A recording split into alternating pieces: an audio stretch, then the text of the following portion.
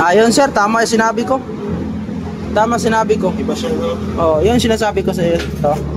Oh, yun ang pag ganito nga klase na fuel pump. Magamit mo 1 buwan, 2 buwan, minsan wala pang 1 buwan. Nagtatagas kasi siya. Kailangan pag unang susi, bulwak, pag off, hindi na siya magtagas. Ito, malaki. Yan yung tinatandaan lagi.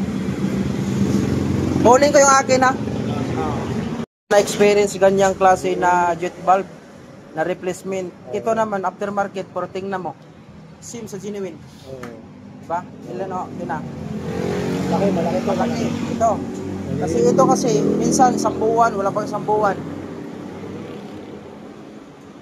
Under yan, diba? Pag kabit natin, normal ang under yan.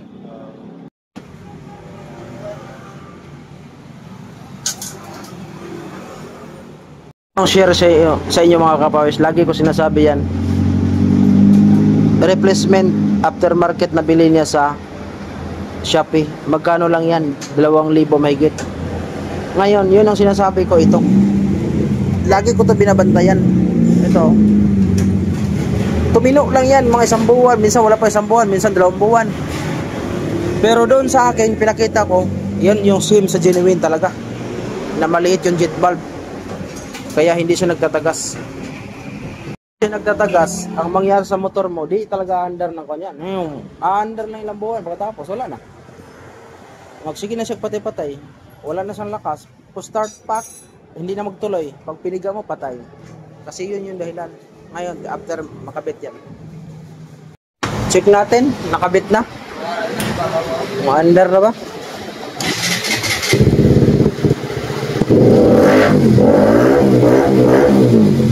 Yon yung problema.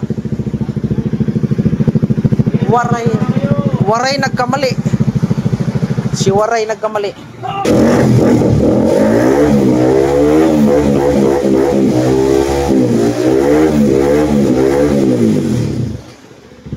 Yan siya sabi talaga.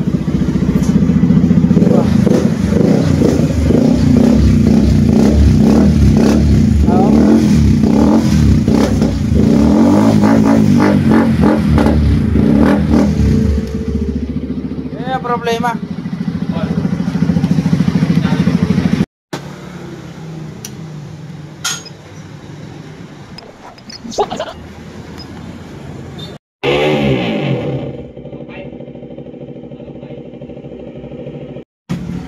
Ayos na.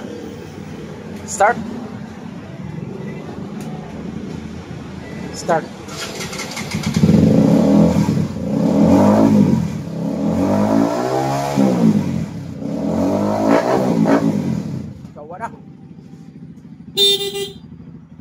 Ganda din kami yung driving light niya, oh. Lakas yan.